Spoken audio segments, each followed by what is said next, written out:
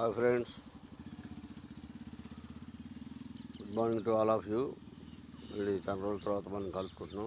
ఈరోజు జరిగిన మనం న్యూస్కు చూసినట్లయితే మరి ఏదైనా మరి కాశ్మీర్లో ఆ అందాలు ఆస్వాదించడం కోసం వెళ్ళిన మరి ఎంతోమందిని మతం పేరుతోటి అడిగి మరీ చంపటం అనేది చాలా ఘోరమైన అంశం.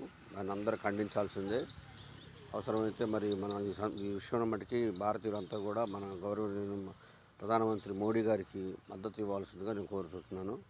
అలానే ఇంకో విషయం ఏంటంటే, నేను రిలీజ్ అయిన 10th క్లాస్ రిజల్ట్స్లో మొత్తం గవర్నమెంట్ స్కూల్స్ చాలా మంచి రిజల్ట్స్ సాధించినాయి. అలానే మనకి చాలా మంచి రిజల్ట్స్ అంటే అది ఎన్ని అంటే 600కి 598 మార్క్స్ అనేది మామూలు అంశం కాదు. 598 మార్క్స్ వచ్చినాయి అనమాట. అది అలానే 593, 594, 595 ఇలా 596 ఇలా సో మెనీ మార్క్స్ వచ్చినాయి.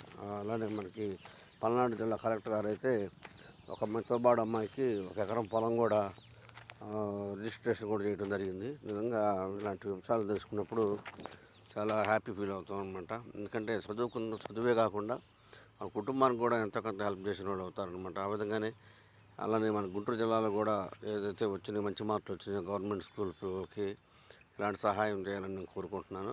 అలానే ఇంకా IIIT కూడా నోటిఫికేషన్ పడింది ఈరోజు. 10th క్లాస్ ఎవరైతే మంచి మార్కులతో పాస్ అయ్యారో వాళ్ళందరూ కూడా IIITని సద్వినియోగం చేసుకోవాలని కోరుకుంటున్నా.